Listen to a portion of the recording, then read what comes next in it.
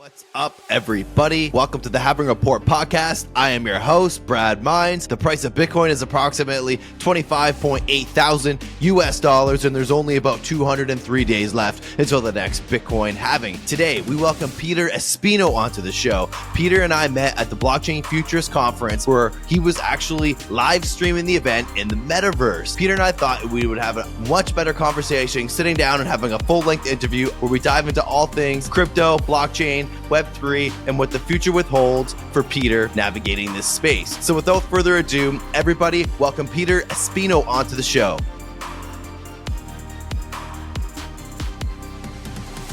Thanks for doing this tonight. Welcome to the Halving Report podcast. Hey, thanks for having me on. Excited to be on here and, talk about anything that your audience wants to hear. Awesome, man. Just for a little bit of context, you and I met at the Blockchain Futures Conference through a mutual buddy, Alex Cooper, and we were just talking a little bit about that before we started recording here. But what was your experience like at the Blockchain Futures Conference? Well, for me, it was pretty busy, just because I was speaking on a panel there, and then the company that I'm a board member of was actually doing the hybrid portion of the conference. Meaning it was doing it in the metaverse at the same time the conference was actually happening. So I was just there to actually run point and make sure that everybody was, there was no hiccups, get in contact with the event organizers, and then also just making sure that we're keeping up with everything, doing the marketing stuff and letting the people know.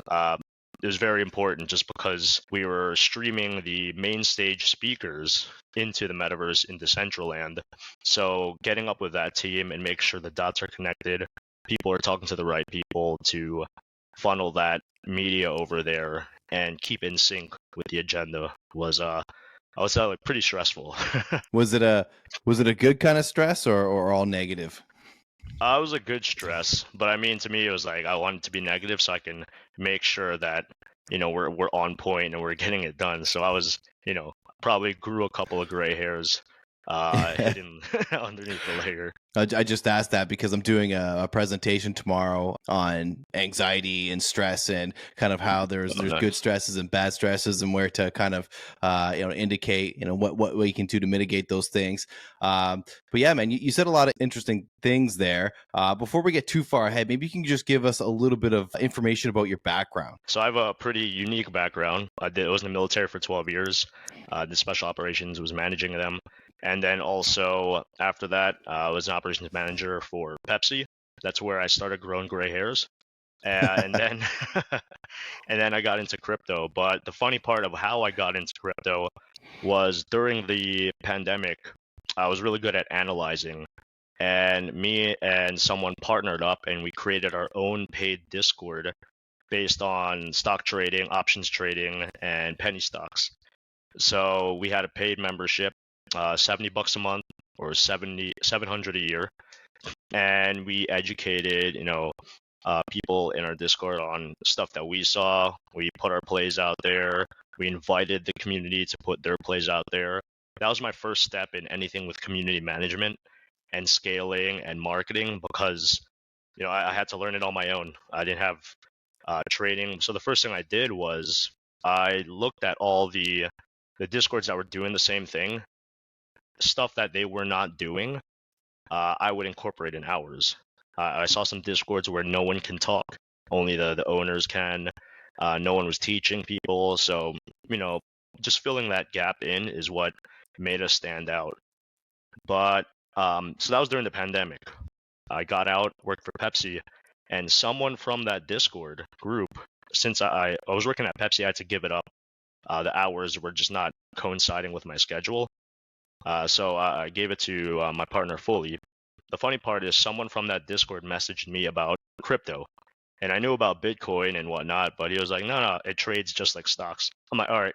So I got involved with I don't know how long you've been in crypto, the whole Wonderland fiasco. What was Wonderland again? It was a DeFi project. I think there's cascading liquidations from some FUD about one of the founders, a rumor that he was like a criminal or something, and then the price just started tanking. But I got into it because I got hypnotized by, on the app, it said if you deposit this amount in 7 years you could have 10 Lambos or something like that. So I was getting all hyped up. I was new to the space, so I was like, oh, cool. All right, this is simple. So how long ago was that? Oh, that was about, I think, 3 or 4 years ago. Okay. Yeah. And then Well, it yeah, was I a fun definitely time. don't worry about it. I've definitely FOMO'd into some projects when I first got into it, man. Oh, yeah. But But I think it's good because instead of me walking away from crypto, I was like, you know what, I want to learn more. So I started researching about DeFi applications, and I saw the innovative technology that was going on and being built, and that was when I decided this is going to be the future. And then I yeeted my career from Pepsi to jump into crypto and just get my foot in early, and just see it. And ever since then, it's been a wild ride, but it's awesome to see the technology that's growing, the innovative stuff that's popping up, and seeing more projects create that onboarding experience to onboard non-crypto people into theirs. I think they're finally starting to see that, and I'm happy to see that it's people are starting to, or companies are starting to address that. yeah, so I always say people come through to Bitcoin and crypto through different ambitions or different motivations, and mine was certainly multifaceted. And I'm not going to sit here and say I'm not here for some gains as well as everything else and the revolution that's going along with everything. But so would you say then? Was it like this decentralized ethos that kind of brought you in, or was it the money making, or like what kind of motivated you to think, or was it just because it was trendy? Like, what are your thoughts around that? Well, to be honest, I thought it was just trendy, and like I said, I'm sort of a risk taker, but I saw that companies were hiring for legit positions like marketing, sales, and whatnot. I was like, there's got to be something going on if a company's spending enough capital to hire positions with that amount of salary as well. Like they're competing with regular tech companies like Meta and Google. So I was like, you know what, there's something here. So that's why I just full yeeted in there and just going at it. Yeah, I think you made a really good decision, man. I think this is going to be the most revolutionary industry on humanity that we've seen since the internet. And although I'm a blue chip crypto investor, I like to stay up to see what kind of other decentralized projects are coming up. What kind of infrastructure is being built. Where would you like to go next in this industry? There's a lot of open venues, especially with Web3 and blockchain. I'm seeing gaming companies jump into it. Your regular DeFi tech. You have the NFT side, the art side. I still see, was it the ag tech ones with agriculture and environment. So it's pretty endless. I like the DeFi stuff, but I would like to get into the gaming industry with Web3 and crypto. I think there's also a big thing there, and I know the ZK thing is pretty big. A lot of projects are starting to adapt that technology because it stays true with the whole Web3 ethos, right? Web2 was all about getting tracked, and Web3 is the opposite now. It's like we're moving backwards. Web2 is all about like everything being tracked, right? With Meta knowing where your location, knowing what you're doing, your status, and all that. And now Web3 is all about the opposite, not being tracked and whatnot. I think ZK technology is starting to move, like, I think push it more there because now it's that zero knowledge proof instead of going on Etherscan and playing detective. You can't even do that with the ZK. Correct me if I'm wrong. I think there's going to be a regulatory probably defining moment where in each country where they say, what can you use and what can't you use, and KYC laws as well with some of these things. I really don't know what that direction is going to go in. Where are you based out of?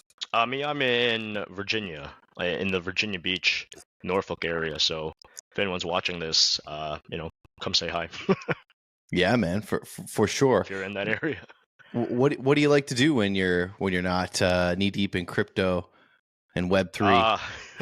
If it's summer, I become a beach bum. I'll surf, go hiking, fishing, and just enjoy nature. Especially crypto, most of them is work from home, so it's always good to get like fresh air and just get in touch with nature for a bit. Because other than that, if I'm working, my face is glued to a laptop or a computer screen. So you gotta keep resetting that cycle. Yeah, I definitely agree with you. I was just saying this on my last episode. Like we're getting disconnected from nature. We're always glued to our phones a little too much, man. So work hard Oh, and play dude. hard. Get out, man. Get that nature. Get that stress level. Get those stress levels down that we were talking Yeah. about. I mean, I'm even guilty of it, of Yeah. just sometimes I notice like I'm being on my phone, like walking around. I'm outside on the beach and I'm on my phone. I'm like, what am I doing? I'll like chuck it in my book bag and jump in the ocean or something like Yeah. that. Yeah, I think a lot of us were becoming addicted to information and news. There's always something happening and something you can learn. Like there's just so much information out there, and our lives seem so short now in comparison to what's out there and what you could the potential each person has, right? So my next question is, challenges in the DeFi space. What do you see as some of the biggest hurdles for mainstream adoption for DeFi platforms? I think the biggest thing still is the education and just getting people to understand it. I have some friends where I was like, "You ever thought about it?" And they're like, "I don't know anything about it, so I'm not going to jump into it." Type of mindset. So I think it's not the whole mass adoption, but creating the best onboarding experience. If I was gonna, every project should have something where if they're gonna explain it to a 5-year-old, or someone just doesn't know anything about even finance stuff, on how to better connect the dots so they know what their application does, or how it helps them, or how it provides more yield, reduce slippage, etc. I think that is always the biggest thing, because we can always cater to us crypto people. We know the talk, we know the lingo and whatnot. But when you're talking to an outsider, you're gonna melt their brain if you don't provide the right words, or if you just start throwing terms out. They'll be like, oh well, let me pick up my brain because you just blew it up with all these words of slippage and LP liquidity provision and whatnot. Yeah, it's quickly overwhelming this space, and even someone like myself who podcasts and talk to people about it, like I'm always feeling like I'm falling behind. There's always something new, something innovative. Is there something in the space that's innovative that's going on that you think might be a game changer? For like non-crypto people or people in this ecosystem, because I know there's a whole like VE3, I can't forget what it's called, launch What is that? retro. So Retro on Polygon did their app. It's more on like they created a automatic marketplace, like an AMM marketplace on their app. So like the company I was working for with before, Ichi, I know there's Gamma on there, and it's pretty much a place where people can go to earn yield and utilize different strategies, but also projects can launch on them as well. And so it's like bringing people and projects together. So that's a cool thing. And also they have voting on it as well. They got bribes on it. It gets pretty in-depth technical. I suggest just going on their app and reading about it. But I liked what they did, and I like what they're doing in this space. I think that can be a game changer in the DeFi world, or at least in the liquidity management side. Are you an advocate of cold storage, not your keys, not your coins? Then Oh yeah, I mean I'm all about the DeFi, DGen, Web3 side of actually everything being a transparent, being able to see it and whatnot. And yeah, I agree with that motto and saying. are you like heavily allocated into one position? Are you pretty diversified in this space? I recently, actually because of Futures Conference, I recently um got some the SHIB token and joined the Oh, SHIB army. oh, wow. Okay. Yeah, just because the stuff I saw at the conference was interesting, and the company I'm a board member of, the stuff with the metaverse, and they were showcasing the Shiba metaverse stuff, and it was what was the graphic? It was not Unity, it was Unreal Engine, so it looks like a PS5, PS4 graphics. So Wow. I actually shopped and got some land in the Shiba metaverse. No way. Okay. Oh yeah. That was my What first did time too. I was like full send, and all right, let's see what happens. So funny thing, we were hanging out in the Cabana pool. Alex was there, and he started floating away while he's like doing an interview. And this guy grabs him from the pool, and he starts going off on Shiba. He's saying it's a scam. He said go on their website, look at the companies involved. He was like big. He was going on a rant saying that Shiba's a scam. You got to go check it out. It's on our YouTube or any of my podcast platforms. But if you want to watch the video. This guy just goes Mhm. off on Shiba, man. So I Hmm. would just watch it just to get two opinions there. So what did you learn? Like, what made you want to invest into it? Like I met some of the people from the team, some people from the projects that were building on it. I got involved with the whole, like looking at their booth. I mean, they dropped a lot of capital to really put the brand out there. Yeah, It's like, to me, it's like if it was a scam, you wouldn't be spending this much money to, really to try and prove your point. And then they have they had a pretty cool sticker. It was like not a meme, it's a movement. So I think they're really trying, the yeah, foundation, they're really trying to cross that border, and really provide a use case with the whole Shibarium and all that stuff. It's a pretty cool community. I'm in there, and then yeah, I even met another influencer that was an advocate for it, and the people, like, when he was streaming on it to his followers, they were all about it. So it seems like also a cool movement. So that's why I got into it. That's why I jumped into getting some metaverse stuff, property. Let's see what happens. That's part of the crypto game anyway. It's yeah, nothing's nothing's for sure in our ecosystem. yeah. Well, if I'm to play devil's advocate a little bit here, like Do it's it. amazing how much money that some of these projects that go down have spent on marketing. Like FTX paid $135 million for the naming rights of a stadium, and then only to Oh get yeah, that's true. to only go down. And then Don't like make that. crypto.com paid like 800 million for the rights to the stadium. Now they haven't, gone under or anything, but people spend a lot of money on marketing. It's crazy. Yeah, yeah. Well, I mean, the whole FTX, I still, to be honest, I never looked into like the full details of why it went down. I have like sort of a sense of it, but I mean, I don't know. There's plenty of projects like that in the space also that are doing the same thing. I mean, what about last year with the whole Celsius thing and that crazy short squeeze along with it, and I don't even know the full news behind it, but you just see, there's a lot of crazy stories. Always call Web3 and crypto the wild wild west. Oh, for sure, man, for sure. Yeah, FTX basically, didn't have enough money at the end of the day to cover people's. It was just a liquidity. Yeah. It was just a liquidity crisis. So just like mismanagement of funds. Oh, I remember now. Yeah, it was Yeah. like So I mean, e-liquid or something, it's right?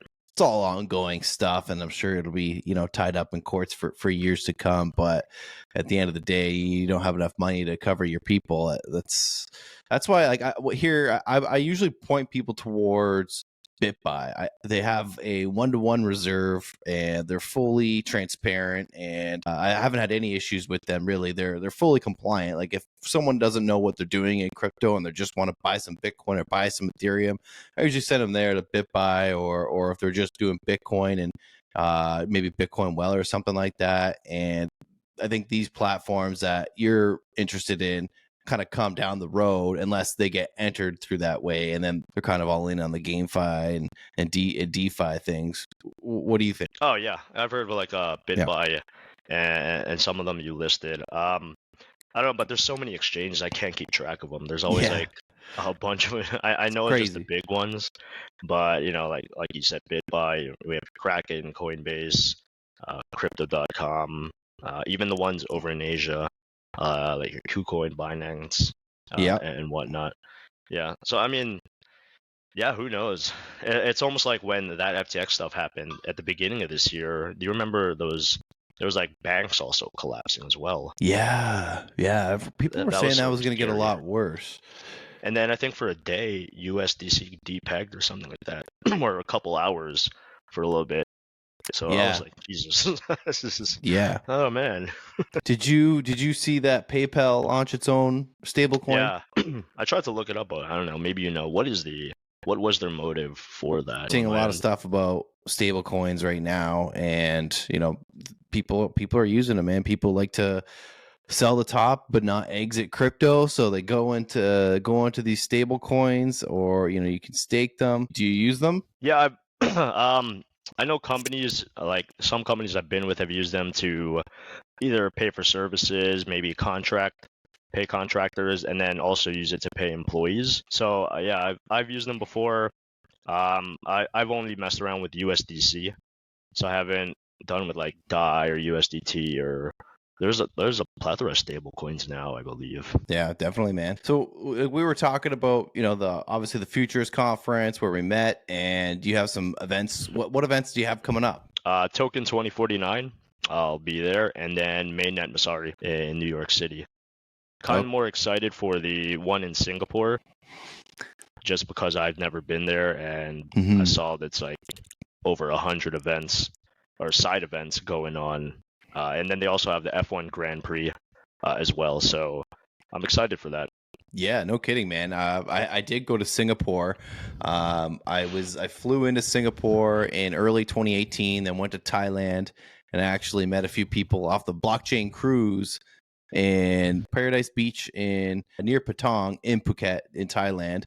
So I was there for a good week and a couple days, and then went back to Singapore. Just kind of checked out the city for a couple days there, man. It's wild. It really makes me feel like we're really behind over here. After leaving Singapore, man. So Oh, really? I'm excited for you, Really? man.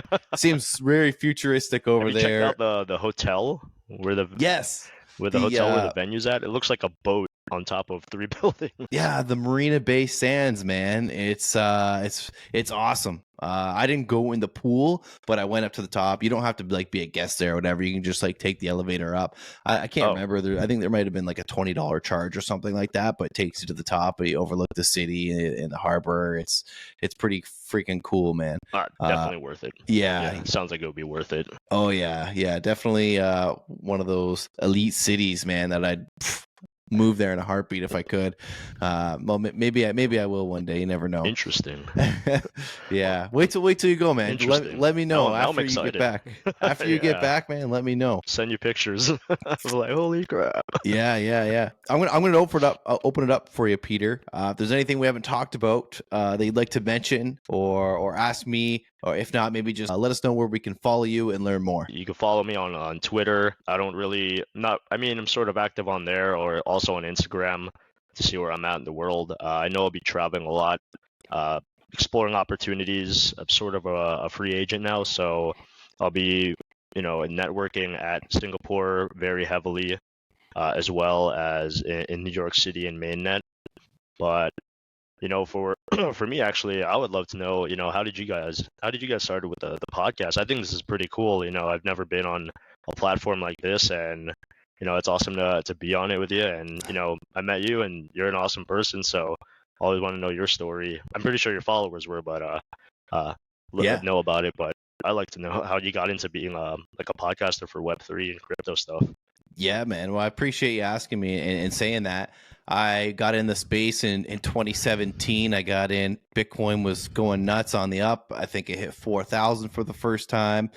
Remember hearing about it like way back in like 2012 when I was studying, poli sci at Brock University, and I just the politics kind of lined up with me with Bitcoin. I see it as obviously a tool of freedom, a new technology, and a philosophical discovery, and that just kind of made me want to learn as much and absorb as much as I can about this space.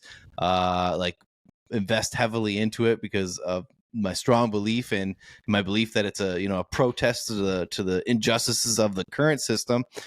So I just kind of really felt strongly about it and was investing heavily into it. And then I was very active on Twitter, which I go in spurts. I'm on Twitter, I'm active, I go on a break, and I'm back at it again, and just kind of go through cycles there, and was connecting with people in the industry. And I'm like, what can I do? What can I do that I have a skill for and to doing this because I'm not a developer. I know like a little bit. I took a little bit of Python, but I'm not a full-fledged developer, so I can't really I don't really have any input in that capacity. I'd love to learn, but just kind of the skill set that I had, I kind of like, I think it's a podcast, and I didn't really want to start a podcast, but it was 2019. I felt like it was saturated, and I look at it more like today, and it's even much more saturated.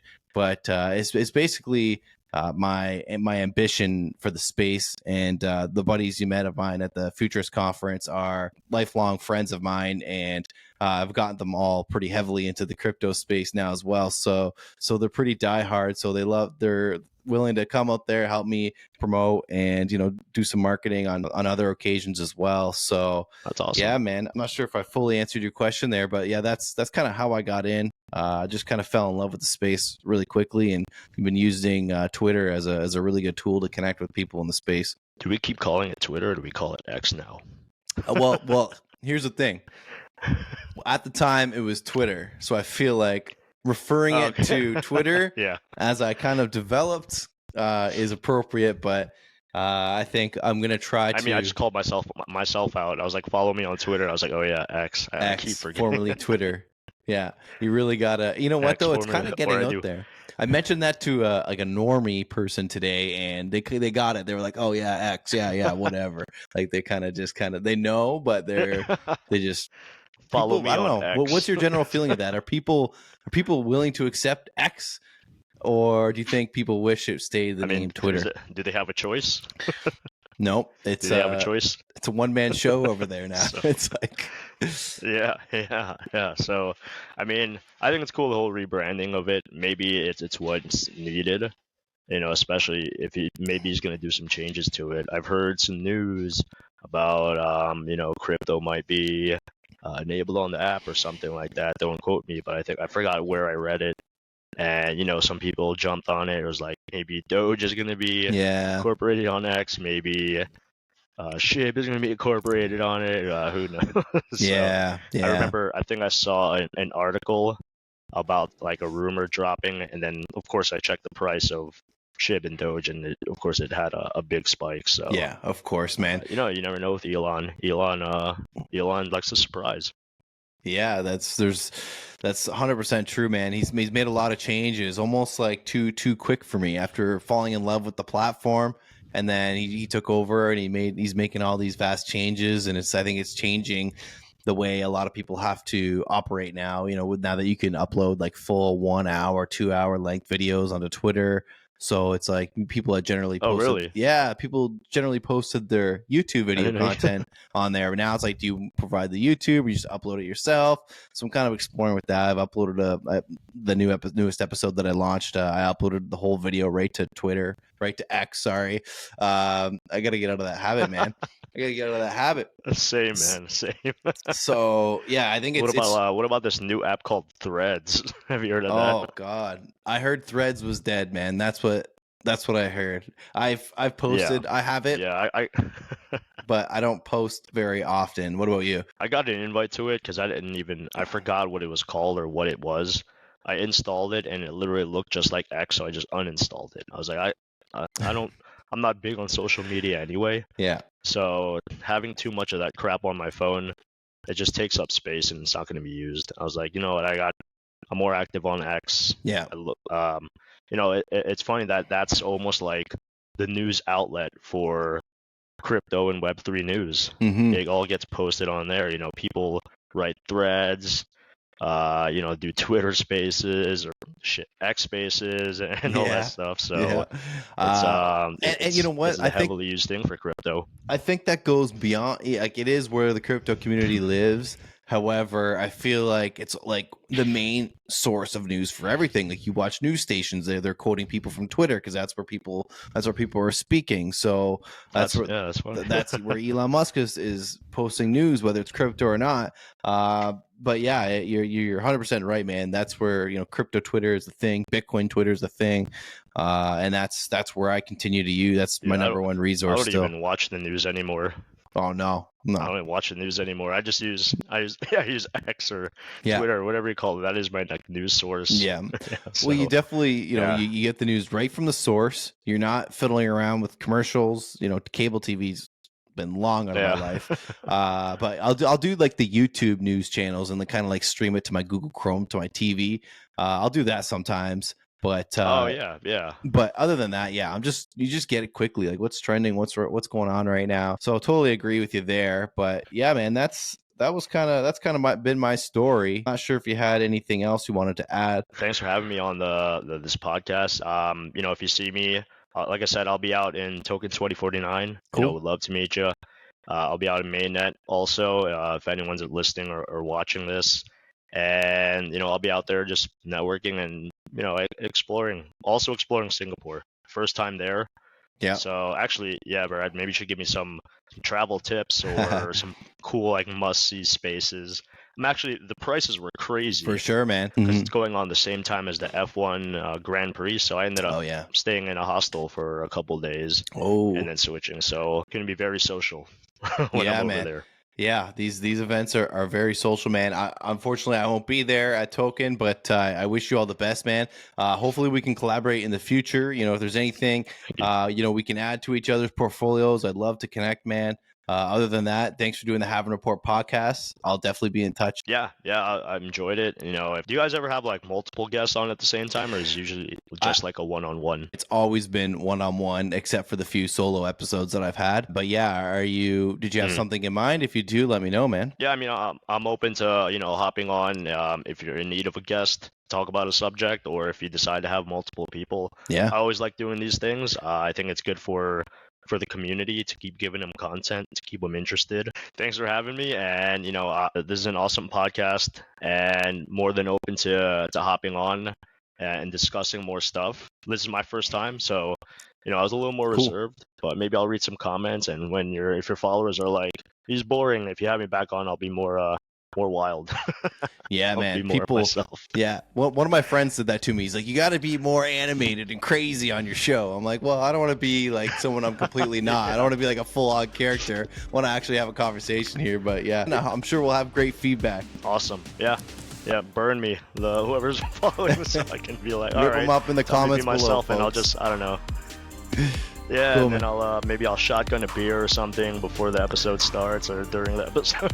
Yeah, man, that's what I was thinking too. Like maybe get some joints and beers going. I don't know. Gonna spice up the Have and Report next time. Be like the Web3 of the Joe Rogan podcast when he was exactly with Elon Musk one time. All right. Well, when we do it again, let's do it next time. All right. I will have alcohol stocked up right next to me. Okay, perfect. We can't leave until it's all gone. Might get weird. All right. See you, Pete. That will be a fun podcast. Yeah. All right. Later, Brad. See you, man. Hey, you. Thanks for listening to the Have and Report podcast. If you want to support, follow us on your favorite podcast platform and leave us a 5-star rating. Follow us on our socials at Have and Report. If you're Canadian and you want to buy Bitcoin or cryptocurrency for the first time, go to bitbuy.ca/having for a $20 bonus. If you want to bring it to the next level and take self-custody of your cryptocurrencies, if you want $30 off the ultimate digital asset security device BitFi, go to havingreport.com/BitFi for more information. Until next time, I'm Brad Mines.